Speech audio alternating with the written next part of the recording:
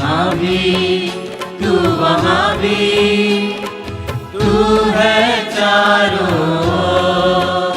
तू यहाँ भी, तू वहाँ भी, तू है चारों ओर। आबा आबा, तू है चारों ओर। आबा आबा, तू है चारों ओर। तू यहाँ भी, तू वहाँ भी, तू है चारों ओर। तू यहाँ भी, तू वहाँ भी, तू है चारों ओर। रचनाएं तेरी तुझको बधाए, तू है चारों ओर। अवनी अंबर ये हरदम ही गाए, तू है चारों ओर। पिता और पुत्र और पवित्र आत्मा के नाम पर आमीन। हमारे प्रभु यीशु ख्रिस्त की कृपा, ईश्वर का प्रेम तथा पवित्र आत्मा का सहचर्य आप सबों को प्राप्त हो। और आपको भी। मेरे प्यारे भाई और बहनों, आज हम लोग प्रभु यीशु के उस प्रेम का समारोह में भाग लेने वाले हैं। इस प्रेम का समारोह में प्रभु यीशु हमारे दिल में आते हैं, हमारे जीवन में आते हैं और हम प्रभु यीशु के साथ एक बन जाते हैं। आइए इस पवित्र मिसा बलिदान में भाग लेने के लिए अपने आप को जांच कर देखें, टटोल कर देखें। कई बार हम जाने अनजाने में मन वचन कर्म से गलती करते हैं और प्रभु से दूर चले जाते हैं। प्रभु हमें और एक मौका दिया है उस दूरियां को तोड़ने के लिए। आइए हम अपनी कमज़ोरियों को, पापों को याद करें और प्रभु से माफ़ी मांगे और पश्चातापी हृदय से प्रभु के पास लौट आए, ताकि हम इस पवित्र बलिभोज में योग्य रीति से भाग ले सकें।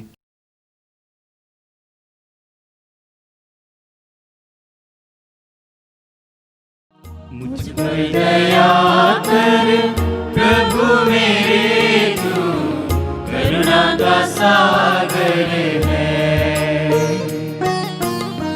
मुझ पर दया कर प्रभु मेरे, तू करुणा का सागर है। पापी हूँ मैं प्रभु, मुक्ति दे दे। पापों को धोकर शुद्ध कर दे। पापी हूँ मैं प्रभु, मुक्ति दे दे। पापों को धोकर शुद्ध कर दे। पापी जीवन से उबारो हे मेरे प्रभु। पापी जीवन से उबारो हे मेरे प्रभु। मुझ पर दया कर प्रभु मेरे, तू करुणा का सागर है। मुझ पर दया कर प्रभु मेरे, तू करुणा का सागर है। सर्वशक्तिमान ईश्वर हम लोगों पर दया करे और हमारे पाप क्षमा कर हमको अनंत जीवन प्रदान करें। आमीन। हम प्रार्थना करें। हे ईश्वर, तुझे ज्ञात है कि तेरे विश्वासीगण ख्रिस्त के जन्मदिवस की प्रतीक्षा सरगर्मी से कर रहे हैं। ऐसी कृपा दे कि हम इस महान मुक्ति का आनंद प्राप्त कर सकें और इसे प्रार्थना तथा बलिदान द्वारा उल्लासपूर्वक प्रकट करें। हमारी यह प्रार्थना है अपने प्रभु और तेरे पुत्र यीशु ख्रिस्त के द्वारा, जो ईश्वर होकर तेरे तथा पवित्र आत्मा के साथ युगानुयुग जीते रहते और राज्य करते हैं। आमीन।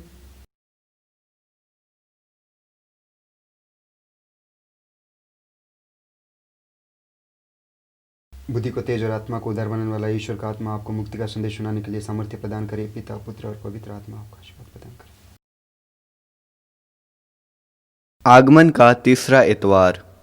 पहला पाठ नबी इसायास का ग्रंथ, अध्याय 61, वचन संख्याएं 1 से 2, 10 से 11। प्रभु का आत्मा मुझ पर छाया रहता है, क्योंकि उसने मेरी अभिषेक किया है।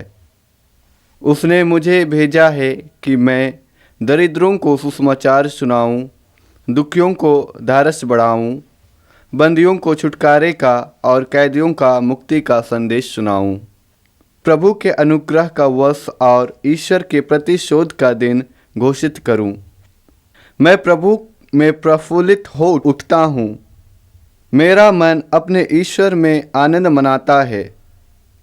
जिस तरह वर पगड़ी बांधकर और वधू गहने पहनकर सुशोभित होते हैं, उसी तरह प्रभु ने मुझे मुक्ति का वस्त्र पहनाए और मुझ पर धार्मिकता के चादर डाल दिए हैं। जिस तरह पृथ्वी अपनी उपज उगाती है और बाग बीजों को अंकुरित करता है, उसी तरह प्रभु ईश्वर सभी राष्ट्रों में धार्मिकता तथा भक्ति उत्पन्न करता है। यह प्रभु की वाणी है। ईश्वर को धन्यवाद। मार्गम सत्यम जीवन येसु, प्रियतम येसु, अनुपम येसु। मार्गम सत्यम जीवन येसु, प्रियतम येसु, अनुपम येसु। सच्चाई का दर्पण येसु, सारे जग का जीवन येसु। सच्चाई का दर्पण येसु, सारे जग का जीवन येसु।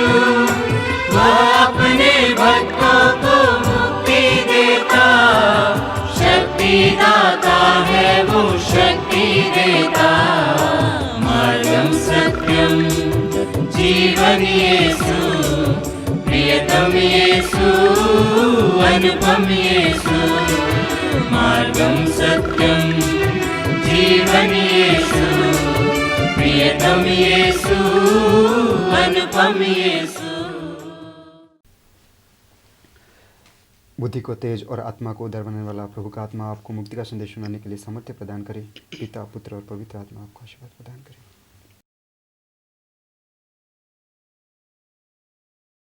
दूसरा पाठ थिस्सलुनीकियों के नाम संत पौलुस का पहला पत्र, अध्याय 5, वाक्यायम 16 से 26 तक।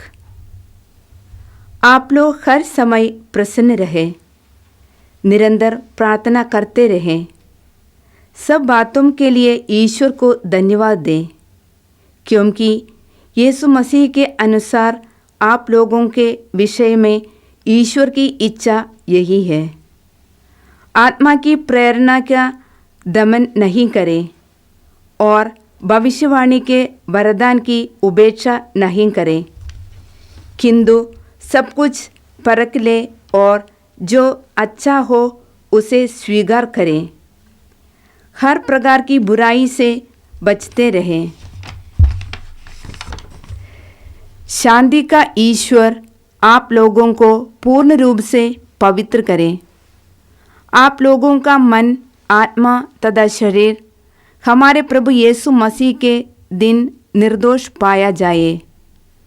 ईश्वर यह सब कराएगा, क्योंकि उसने आप लोगों को बुलाया है और वह सत्य प्रतिज्ञा है। यह प्रभु की वाणी है। ईश्वर को धन्यवाद। यही दिवस है जिसे बनाया प्रभु ने हाथों से, प्रसन्न मन से खुशी मनाए, नाचे गाए तन मन से। हालेलुया हालेलुया, नाचे गाए तन मन से, खुशी मनाए तन मन से। यही दिवस है जिसे बनाया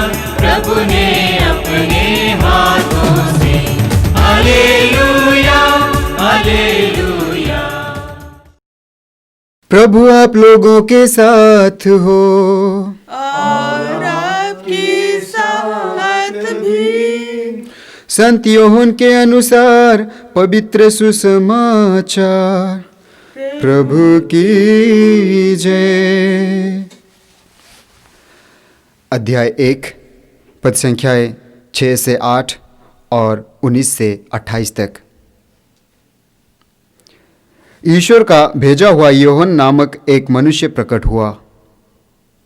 वह साक्षी के रूप में आया, जिससे वह ज्योति के विषय में साक्ष्य दे और सब लोग उसके द्वारा विश्वास करें। वह स्वयं ज्योति नहीं था, उसे ज्योति के विषय में साक्ष्य देना था। जब यहूदियों ने यरूशलेम से याजकों और लेवियों को योहन के पास यह पूछने भेजा कि आप कौन हैं, तो उसने यह साक्ष्य दिया। उसने स्पष्ट शब्दों में यह स्वीकार किया कि मैं मसीह नहीं हूँ। उन्होंने उससे पूछा, तब आप कौन हैं? क्या आप एलियास हैं? उसने कहा, मैं एलियास नहीं हूँ। क्या आप नबी हैं? उसने उत्तर दिया, नहीं। तब उन्होंने उससे कहा, तो आप कौन हैं? जिन्होंने हमें भेजा है, हम उन्हें कौन सा उत्तर दें? आप अपने विषय में क्या कहते हैं? उसने उत्तर दिया, मैं हूँ जैसा कि ईसाइस नबी ने कहा है, निर्जन प्रदेश में पुकारने वाले की आवाज़, प्रभु का मार्ग सीधा करो। जो फरीसियों की ओर से भेजे गए थे, उन्होंने उससे पूछा, यदि आप ना तो मसीह है, ना एलियास और ना वो नबी, तो फिर बपतिस्मा क्यों दे रहे हैं?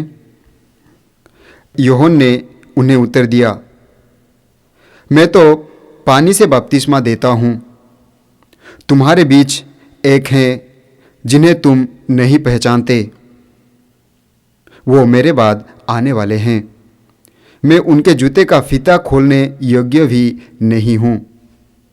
यह सब यरदन के पार बेथानिया में घटित हुआ, जहाँ योहन बपतिस्मा दे रहा था। यह प्रभु का पवित्र सुसमाचार है। क्रिस्त की जय। ख्रिस्त में मेरे प्यारे भाई और बहनों, आज के पहले पाठ नबी ईसाइस का ग्रंथ से लिया गया है। आज के पहले पाठ में नबी ईसाइस कहते हैं कि प्रभु का आत्मा मुझ पर छाया रहता है, क्योंकि उसने मेरा अभिषेक किया है।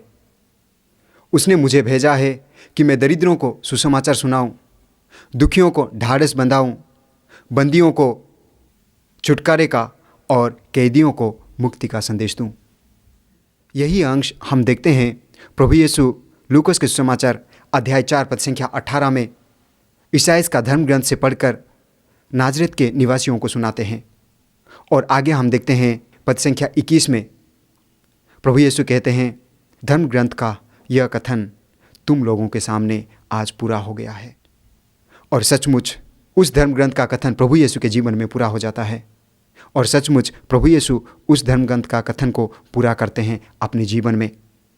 रोगियों को चंगा करते हैं, कोढ़ियों को चंगा करते हैं, अंधों को दृष्टिदान देते हैं, दरिद्रों को सुसमाचार सुनाते हैं और बंदियों को मुक्ति का संदेश देते हैं। इस वचन के जरिए प्रभु हमें क्या कहना चाहते हैं? इस वचन के जरिए प्रभु हमें यह कहना चाहते हैं कि प्रभु का आत्मा हम हर एक पर निवास करता है। प्रभु का आत्मा हम सभी के ऊपर विराजमान है और हम सब प्रभु के द्वारा और हम सब का प्रभु अभिषेक किया है और हम सबों को प्रभु मुक्ति का संदेश प्रचार करने के लिए भेजा है। और आगे हम देखते हैं नबी ईसाइस कहते हैं, मैं प्रभु में प्रफुल्लित हो उठता हूँ, मेरा मन अपने ईश्वर में आनंद मनाता है। यानी जब हम प्रभु के वाक्य के प्रचार करते हैं तो हमारा मन प्रफुल्लित हो उठता है और हम प्रभु में आनंद मनाते हैं। आज हम आगमन काल के तीसरे सप्ताह में प्रवेश कर रहे हैं। आगमन काल के प्रथम सप्ताह जो था वो आशा का सप्ताह था और दूसरा सप्ताह जो था वो प्रेम का सप्ताह था। और आज हम आगमन काल के तीसरे सप्ताह में प्रवेश कर रहे हैं, जो आनंद का सप्ताह है। और नबी ईसाइयाह कहते हैं, मेरा मन प्रभु में प्रफुल्लित हो उठता है। आज के दूसरा पाठ में हमें यह सुनने को मिलता है, आप लोग हर समय प्रसन्न रहे, निरंतर प्रार्थना करते रहें और सब बातों में ईश्वर को धन्यवाद दें, क्योंकि ईसा मसीह के अनुसार आप लोगों के विषय में ईश्वर की इच्छा यही है। आप लोग हर समय प्रसन्न रहे। इसका मतलब क्या है? इसका मतलब यह है कि हर दुख कष्ट को ईसा मसीह के साथ सामना करें। जब ईसा मसीह का सानिध्य हम लोगों के साथ रहता है, जब प्रभु का सानिध्य हम लोगों के साथ रहता है, तो हम हर दुख कष्ट का, हर परिस्थिति का डांट कर सामना करते हैं और प्रसन्न रहते हैं। इसलिए संत पौलुस फिलिपियों के नाम पत्र में लिखते हैं, अध्याय 4 पद संख्या 4 में, आप लोग हर समय प्रसन्न रहे। मैं फिर कहता हूँ, प्रसन्न रहे। फिर आगे हमने सुना कि निरंतर प्रार्थना करते रहें, निरंतर प्रार्थना करते रहें। जब प्रभु यीशु अपने शिष्यों को लेकर गेत्सेमनी बारी में गए, शिष्यों को छोड़कर कुछ दूरी में प्रभु यीशु प्रार्थना कर रहे थे। कुछ समय के बाद प्रभु यीशु देखने गए तो प्रभु यीशु के शिष्य लोग सो रहे थे। फिर प्रभु यीशु पेतरुस के पास गए और उनसे कहा, सिमोन, सोते हो? क्या घंटे भर भी मेरे साथ जाग कर प्रार्थना नहीं कर सकते? जागते रहो और प्रार्थना करते रहो, जिससे तुम परीक्षा में ना पड़ो। हम लोगों को जागते रहने की ज़रूरत है, प्रार्थना करने की ज़रूरत है। और हम देखते हैं लूकास के सुसमाचार अध्याय 18 पद संख्या 1 में, उसमें प्रभु का वचन कहता है, नित्य प्रार्थना करनी चाहिए, कभी हिम्मत नहीं हारनी चाहिए। इसलिए हम सबों को प्रार्थना करने की आवश्यकता है। एफएसी अध्याय 6 पद संख्या 18 में हम पढ़ते हैं, आप लोग हर समय आत्मा में तत्पर होकर प्रार्थना तथा निवेदन करें। प्रार्थना हमारे जीवन में बहुत ही महत्वपूर्ण है। आगे हम लोगों ने सुना कि सभी बातों के लिए ईश्वर को धन्यवाद दें। प्रवक्ता ग्रंथ अध्याय 17 पद संख्या 25 में हम पढ़ते हैं, यदि जीवित लोग ईश्वर का धन्यवाद नहीं करते तो अधलोक में कौन उसका स्तुतिगान करेगा। यानी हम लोगों को प्रभु को धन्यवाद देना जरूरी है। स्तोत्रकार कहता है अध्याय 50 पद संख्या 23 में, जो मुझे धन्यवाद का बलिदान चढ़ाता है वही मेरा सम्मान करता है। यानी प्रभु हमसे धन्यवाद का बलिदान चाहता है। एफेसियों के नाम संत पौलुस का पत्र अध्याय 5 पद संख्या 20 में हम पढ़ते हैं, प्रभु का वचन कहता है, हमारे प्रभु ईसा मसीह के नाम पर सब समय सब कुछ के लिए पिता परमेश्वर को धन्यवाद देते रहें। एक विश्वासी का जीवन धन्यवाद का जीवन होना जरूरी है। इसलिए आगे हम देखते हैं संत पौलुस कहते हैं, सब कुछ परख ले और जो अच्छा है उसे स्वीकार करें, हर प्रकार की बुराई से बचते रहें, जिससे आपका मन, आत्मा और शरीर प्रभु यीशु के दिन निर्दोष पाए जाएं। यानी अंतिम दिन जब हमारा जीवन, हमारा शरीर, हमारा मन निर्दोष पाया जाएगा तो प्रभु यीशु हमसे वादा करते हैं कि हमें वह अनंत शांति प्रदान करेंगे। हम देखते हैं प्रकाशना ग्रंथ अध्याय 2 पद संख्या 10 में प्रभु का वचन कहता है, तुम मृत्यु तक ईमानदार बने रहो। प्रभु का वचन कहता है, तुम मृत्यु तक ईमानदार बने रहो और मैं तुम्हें जीवन मुकुट प्रदान करूंगा। इस आगमन काल में हम प्रभु यीशु के इंतजार में हैं और हम सभी बड़ी खुशी से, बड़ी आनंद के साथ प्रभु यीशु के इंतजार में हैं।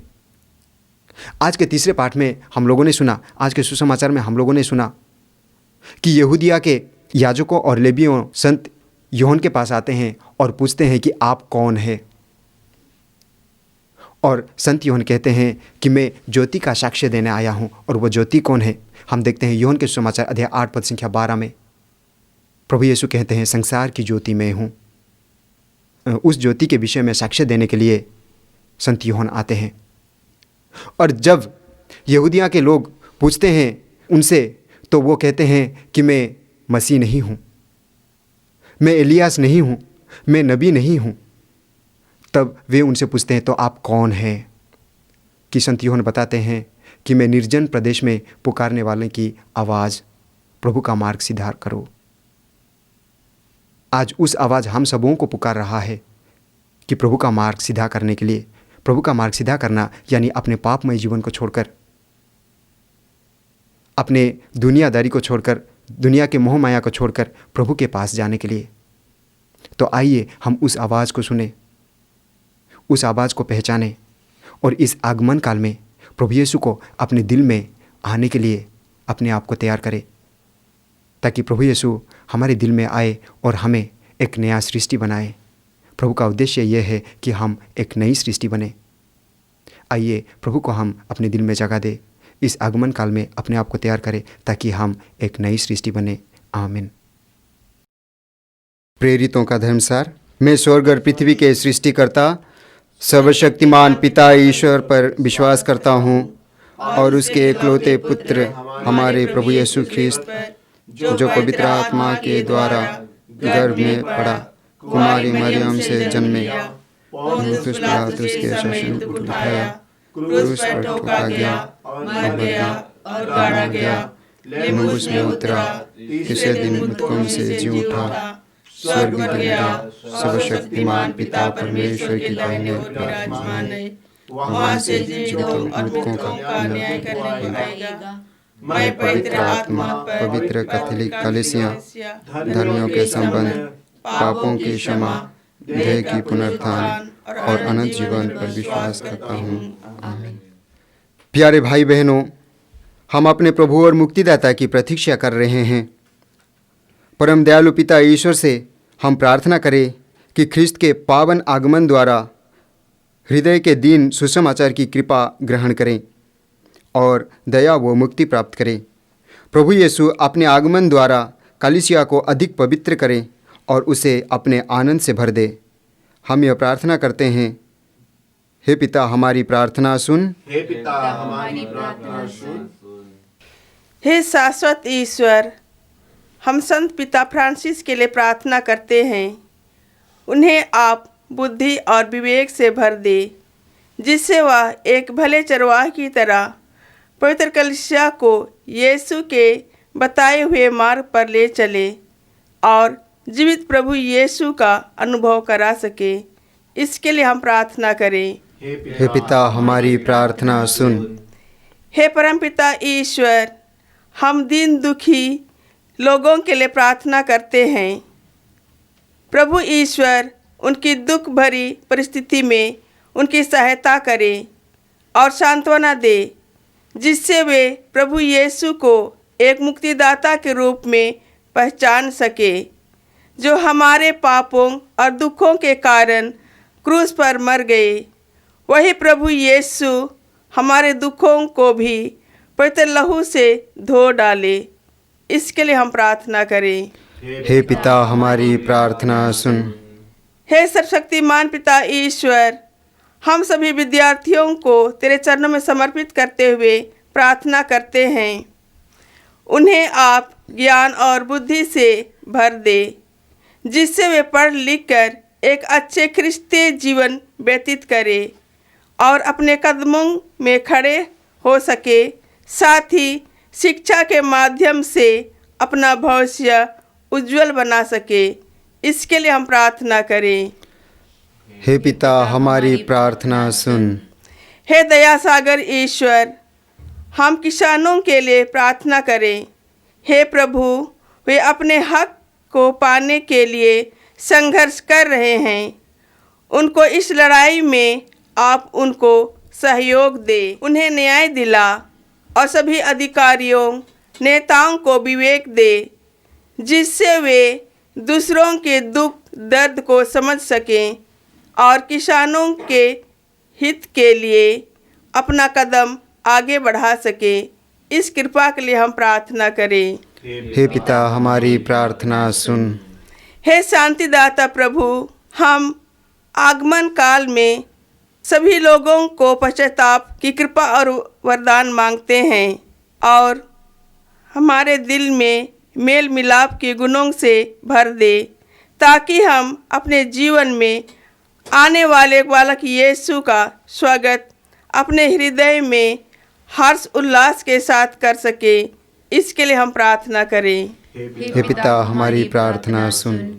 हे ईश्वर, हम पर यह अनुग्रह कर कि इस नश्वर संसार में तेरे पुत्र यीशु ख्रिस्त के आगमन द्वारा हम अंधकार के कर्म त्याग कर ज्योति के शस्त्र धारण करें, तथा अंतिम दिन में जब वे हमारा न्याय करने लौटेंगे हम उनके साथ अविनाशी जीवन के लिए जी उठे। हम यह प्रार्थना करते हैं उन्हीं हमारे प्रभु ख्रिस्त के द्वारा। आमीन। स्वीकार लो भगवन, उपहार है दिल की ममता। स्वीकार लो भगवन, तब प्रेम की वही सरिता सदा मिले हमें प्रभुता। तब प्रेम की वही सरिता सदा मिले हमें प्रभुता। ये दाख रस रोटी भर लो, विनती प्रभु सुन लो। स्वीकार लो भगवन, उपहार है दिल की ममता। स्वीकार लो भगवन। भाई और बहनों, प्रार्थना कीजिए कि सर्वशक्तिमान पिता ईश्वर मेरा और आप लोगों का यह बलिदान ग्रहण करें। प्रभु अपने नाम की स्तुति तथा महिमा के लिए और हमारे तथा अपने समस्त कलीसिया के लाभ के लिए आपके हाथों से यह बलिदान ग्रहण करें। हम प्रार्थना करें। हे प्रभु, हमारी भक्ति का यह बलिदान लगातार तेरे सम्मुख चढ़ाया जाए। यह बलिदान अपना उद्देश्य पूरा करे और हमारी मुक्ति का प्रबल साधन बने। यह वर दे हमारे प्रभु यीशु ख्रिस्त के द्वारा। आमीन। प्रभु आप लोगों के साथ हो और आपके साथ भी। प्रभु में मन लगाइए। हम प्रभु में मन लगाए हुए हैं। हम अपने प्रभु परमेश्वर को धन्यवाद दें। यह उचित और आवश्यक है। हे पूज्य पिता, यह परम उचित है, हमारा कर्तव्य तथा कल्याण है कि हम सदा और सर्वत्र अपने प्रभु ख्रिस्त के द्वारा तुझे धन्यवाद दें। अपने प्रथम आगमन में इन्होंने दिन मानव बनकर तेरी आदि योजना पूरी की तथा हमारे लिए अनंत मुक्ति का मार्ग फिर खोल दिया। जब ये अंतिम आगमन के समय महिमा मंडित होकर पधारेंगे, तब हमें वो मुक्ति प्राप्त हो जाए जिसकी प्रतीक्षा हम उत्सुकता से कर रहे हैं। इसलिए हम स्वर्ग के समस्त दूतगण से मिलकर तेरी स्तुति करते हुए निरंतर एक स्वर से गाते हैं। पावन तेरा नाम पावन, मुझे सारा जहां। पावन तेरा नाम पावन, मुझे सारा जहां। पावन तेरा नाम पावन, मुझे सारा जहां। पावन तेरा नाम पावन, मुझे सारा जहां। स्वर्ग धरा के हर कोने में तेरी महिमा पा। स्वर्ग धरा के हर कोने में तेरी महिमा पा। जय जयकार हो प्रभु का, गूंजित है सर्वोच्च गगन। पावन तेरा नाम पावन, मुझे सारा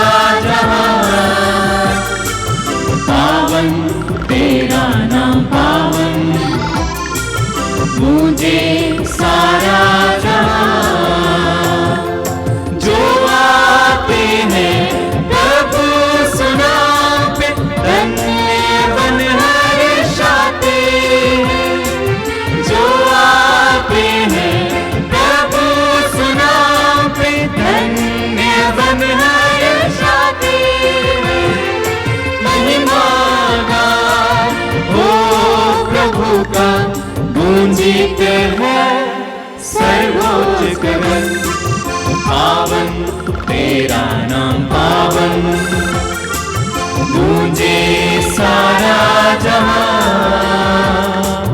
पावन तेरा नाम पावन, गूंजे सारा जहां। हे परमपिता, तू वास्तव में पवित्र है, सारी पवित्रता का स्रोत है। हम तुझसे निवेदन करते हैं, तू यह उपहार अपने आत्मा के संसर्ग से पवित्र कर दे, कि यह हमारे प्रभु यीशु ख्रीस्त का शरीर तथा रक्त बन जाए।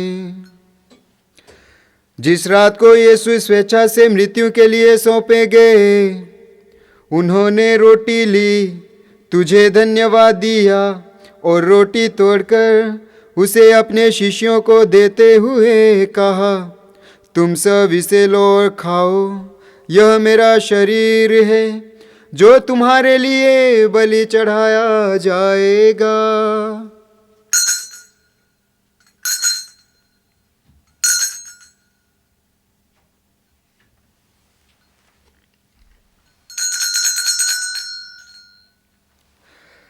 इसी भांति भोजन के बाद उन्होंने कटोरा लिया, तुझे धन्यवाद दिया और उसे अपने शिष्यों को देते हुए कहा, तुम सब इसे लो और पियो, यह मेरे रक्त का कटोरा है, नवीन और अनंत व्यवस्थान का रक्त, जो तुम्हारे और बहुतों के पापों की क्षमा के लिए बहाया जाएगा।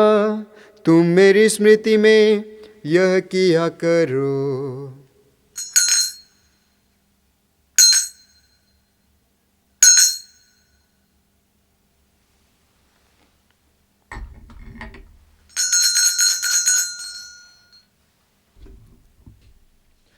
यह है हमारे विश्वास का रहस्य।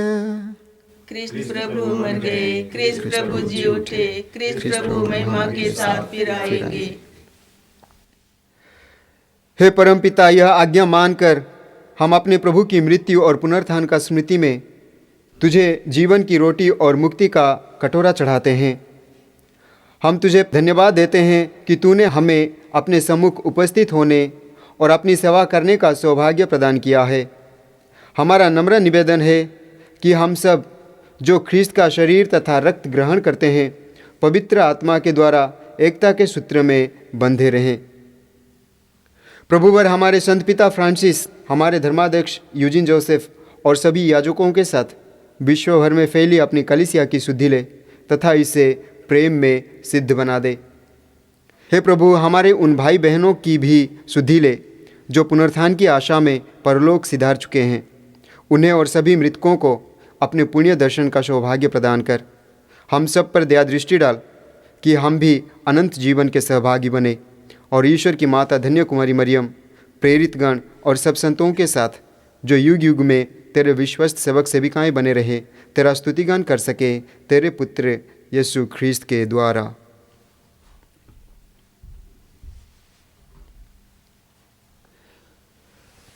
इन्हीं प्रभु ख्रीस्त के द्वारा, इन्हीं के साथ और इन्हीं में, हे सर्वशक्तिमान पिता परमेश्वर, पवित्र आत्मा के साथ तुझे समादर तथा महिमा युगानुयुग मिलती रहती है। आमीन, आमीन, आमीन।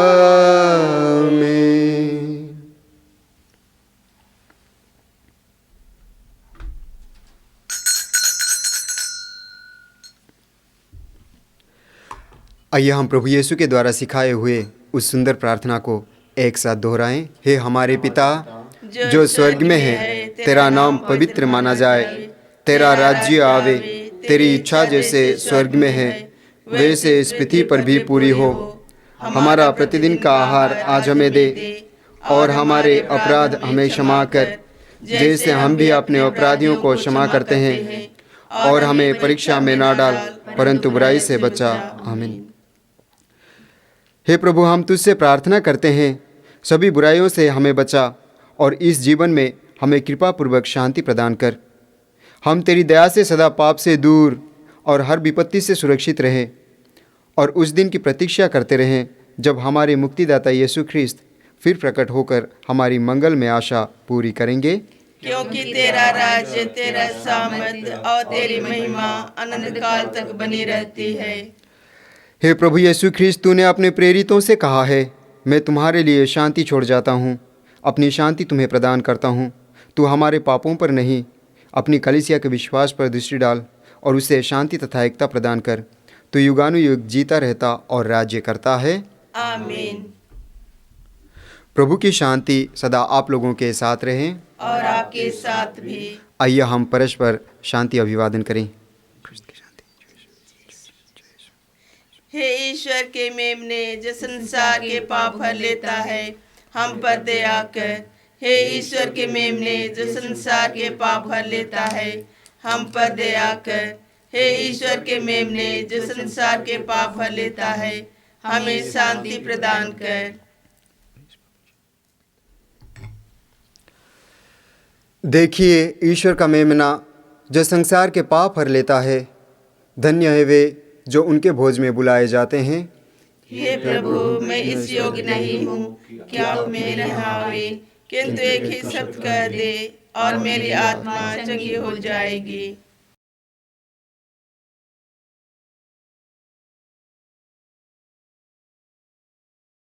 मेरे भगवन दिल में आओ, मेरे दिल को अपना समझो।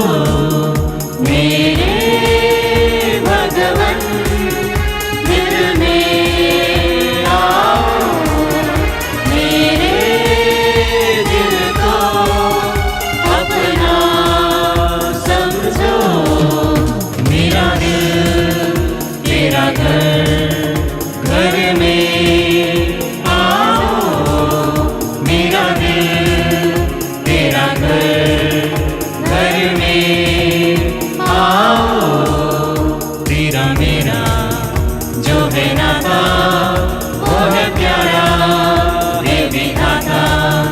तू अंधेरे को मिटाता, तू उजाला लेके आता। मेरा तू स्वामी, तू दाता। मेरे भगवन दिल में आओ, मेरे दिल को अपना समझो। मेरा दिल तेरा घर, घर में आओ। मेरा दिल तेरा घर, घर में आओ। हम प्रार्थना करें। हे दया सागर प्रभु, हम तुझसे याचना करते हैं कि यह दिव्य प्रसाद हमें सब बुराइयों से शुद्ध कर आगामी वर्ष के लिए तैयार करें। हम यह प्रार्थना करते हैं अपने प्रभु यीशु ख्रिस्त के द्वारा। आमीन। प्रभु आप लोगों के साथ हो। और आपके साथ भी। सर्वशक्तिमान ईश्वर पिता और पुत्र और पवित्र आत्मा आप लोगों को आशीर्वाद प्रदान करें। आमीन। आप लोग विदा लें, ख्रिस्त के प्रेम में जीवन बिताएं। ईश्वर को धन्यवाद। प्रभु तेरा आभार, मन मेरा शत शत बार। सांसों की मेरी सरगम, नमन करे बारंबार। गाता प्रभु तेरा आभार, बादलों के फूलों से, आकाश के पंछियों से ज्यादा प्यार तूने दिया। प्रभु सृष्टि की शोभा से, तारों की आभा से मुझको तूने